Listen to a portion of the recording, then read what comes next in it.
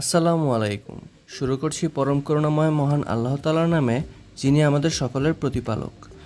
T shirt বর্তমানে বহুল ব্যবহৃত একটি বস্ত্র, যা আপনি আপনার ব্যক্তিগত কিংবা ব্যবসায়িক প্রয়োজনে নিজেই ডিজাইন করতে পারবেন। তো চলুন তাহলে জেনে নেওয়া যাক কিভাবে আপনি আপনার হাতে থাকা স্মার্টফোনটির মাধ্যমে নিজেই অ্যাডভান্স লেভেলের টি শার্ট ডিজাইন করতে পারবেন। এই টিউটোরিয়ালে আমরা যে অ্যাপটি ব্যবহার করব তার নাম হচ্ছে পিকসার্ট, যা আপনি আপনার হাতে থাকা মোবাইল ফোনের গুগল প্লে স্টোর থেকে ডাউনলোড করতে পারবেন, অথবা এই ভিডিওর ডেসক্রিপশনে অ্যাপটির লিঙ্ক দেওয়া থাকবে। করার পর আমরা নিচের এই প্লাস আইকনে ক্লিক করব। এরপর আমরা একটা কালো ব্যাকগ্রাউন্ড সিলেক্ট করব।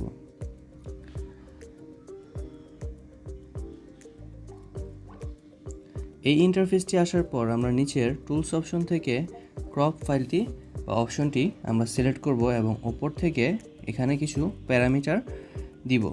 এটার উইডথ হবে 210 এবং হাইট হবে 297 মিলিমিটার। এটা দেওয়ার পর অটোমেটিকলি A4 সাইজের একটা ব্যাকগ্রাউন্ড আমাদের হাতে চলে আসবে। এরপর আমরা আমাদের ডিজাইনটির সম্পর্কে সম্বন্ধিত একটা ছবি গুগল থেকে নামাবো এবং সেটা এখানে পেস্ট করব। ছবিটি উপরের অ্যাড আইকন থেকে অ্যাড করব এবং এটা আমরা আমাদের প্রয়োজন মতো ক্রপ বা যে কোনো কিছু করতে পারি। তো আমরা ছবিটিকে একটু ক্রপ করে নিই, যেহেতু পুরো ছবিটি আমাদের প্রয়োজন নেই।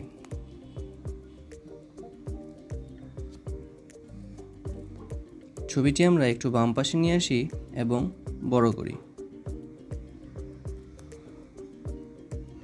যেহেতু A4 সাইজে টি শার্টে প্রিন্ট করলে মোটামুটি ছোটোই দেখায়, তাই আমরা চেষ্টা করব A4 সাইজের মধ্যে যতটুকু সম্ভব বড় আমরা আমাদের টি শার্টটি প্রিন্ট করতে পারি বা ডিজাইন করতে পারি।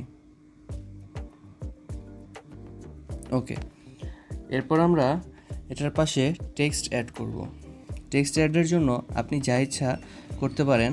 তো সেক্ষেত্রে আমি এখানে আগে থেকে কিছু কিওয়ার্ড সিলেক্ট করা আছে আমার, সেটা আমি দিয়ে দিলাম।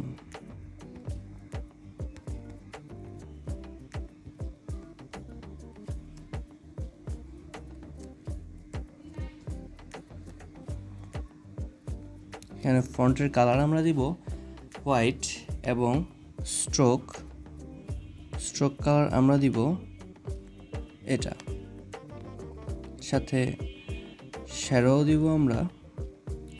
শ্যাডোর কালার হবে এই তো, এবং শ্যাডোর পজিশন আমরা সিলেক্ট করতে পারবো আমাদের প্রয়োজনে। আমরা ফন্টটি চেঞ্জ করে আমাদের একটা কাস্টম ফন্ট মাই ফন্টে ক্লিক করব। মাই ফন্টে কীভাবে যেতে চান সেটা যদি জানতে চান তাহলে অবশ্যই কমেন্ট করে জানাবেন যে কিভাবে পিকসার্টে ফন্ট অ্যাড করতে হয়, সেটা আমি আপনাদেরকে অবশ্যই জানিয়ে দিব।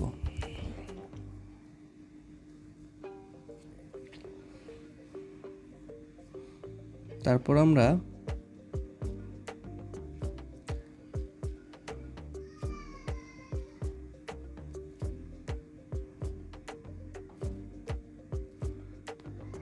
আমাদের প্রয়োজন মতো এটাকে বড় কিংবা ছোট করব।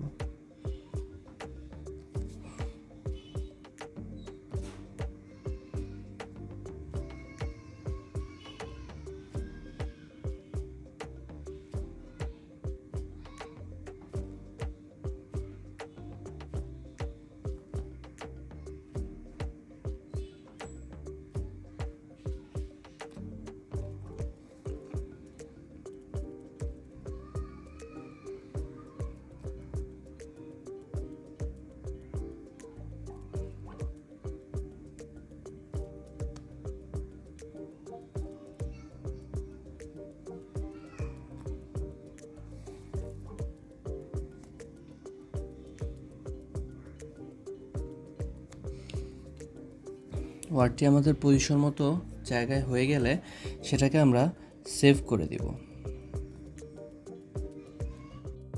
এবার সময় এসেছে সেই ডিজাইনটিকে কোনো মকআপ ফাইলের ওপর বা আমাদের পছন্দের কোনো ছবির ওপর বসানোর পালা। এটা হতে পারে আপনার ফেসবুক পেজের জন্য, অথবা আপনি এভাবে বন্ধুদের সাথে মজা করার জন্য জিনিসটা করতে পারেন। তো এখানে আমরা অ্যাড ফটোতে ক্লিক করে আমাদের সেভ করা ডিজাইনটি এখানে নিয়ে আসব। ডিজাইনটি চলে আসার পর আমরা এখান থেকে ব্লেন্ড অপশনটিতে ক্লিক করব। ব্লেন্ড অপশনটিতে ক্লিক করার পর আমরা যদি স্ক্রিন অপশনে ক্লিক করি তাহলে সেটা অটোমেটিকলি তার নিচের স্ক্রিনের সাথে খাপ খাইয়ে নেবে এবং এখানে ফিট হয়ে যাবে। তবে এখানে একটা কথা আছে, কথা হচ্ছে যে আমাদের টি শার্টে অটোমেটিকলি একটা লেখা চলে আসবে, কারণ হচ্ছে এই মডেলের ছবিতে এরকম একটা টি শার্ট মানে লেখা ছিল। এখন কথা হচ্ছে যে এই সিম্পল লেখাটা না হয় আমরা কোনোভাবে সরিয়ে ফেললাম, তবে আমরা এখন কি করব? প্রথমেই আমাদেরকে এই লেখাগুলা সরানোর জন্য নিচ থেকে ড্র বাটনটি ইউজ করে এখান থেকে আমরা কালার পিকার নিয়ে এটার আশেপাশের কালারটা আমরা পিক করব। তারপর আমরা খুবই ধীরে সুস্থে এবং সাবধানে এই লেখাগুলো সরিয়ে ফেলব। এটি মূলত বেসিক লেভেলের একটা কাজ, যেখানে লেখা সরানোটি দেখানো হচ্ছে। তবে আপনারা যদি আরেকটু অ্যাডভান্স লেভেলের লেখা সরানো অথবা কালো টি শার্টকে সাদা করার পদ্ধতি বা যে কোনো কিছু জানতে চান, সেক্ষেত্রে অবশ্যই আমাকে কমেন্টে জানাবেন।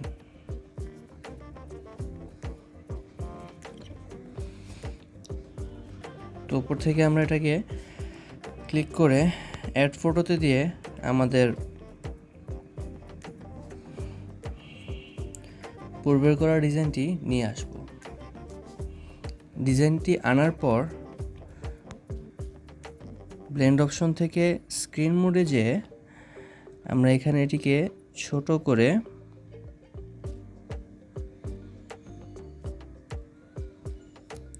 কাজটা খুবই ধীরে সুস্থে আমরা করব যেন জিনিসটা পারফেক্টলি হয়। এবং এই ধরনের কাজ করার সময় যদি আপনার মোবাইলটি খুব বেশি হ্যাং করে, সেক্ষেত্রে কিভাবে এই ধরনের কাজগুলো থেকে বাঁচতে হয়, হ্যাং থেকে বাঁচতে হয়, সেটা জানতে হলে আমাকে কমেন্ট করবেন, আমি আপনাদেরকে সুন্দরভাবে জানিয়ে দিব। তো এখন কথা হচ্ছে যে আমরা না হয় টি শার্টের ওপর বা মডেলটির টি শার্টের ওপর আমরা আমাদের ডিজাইনটি বসালাম। এখন এটাকে আরেকটু রিয়েলিস্টিক করে তুলতে হলে আমাদেরকে অবশ্যই অপাসিটিতে ক্লিক করতে হবে এবং এটার অপাসিটিটা সামান্য একটু কমিয়ে দিতে হবে যেন জিনিসটাকে মোটামুটি ভালোই রিয়েলিস্টিক মনে হয়। তো আমরা অপাসিটিটা কমিয়ে 87-তে রাখলাম এবং দেখি বিষয়টা কেমন দাঁড়ায়। হ্যাঁ, আমাদের মনে হচ্ছে যে এই জিনিসটা মোটামুটি কমপ্লিট হয়ে গেছে এবং আমাদের টিউটোরিয়ালটি আজকে এই পর্যন্তই।